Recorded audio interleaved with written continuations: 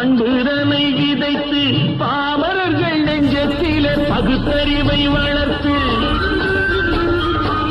பார்முழுதும் மனித குல பண்புதனை விதைத்து பாமரர்கள் நெஞ்சத்திலே பகுத்தறிவை வளர்த்து போர் முறையை கொண்டவர்க்கு நேர்முறையை விதைத்து சீர்வளர தினமும் வேகமதை வளர்த்து பெற்ற திருநாட்டினிலே பற்றுதனை விதைக்கணும்.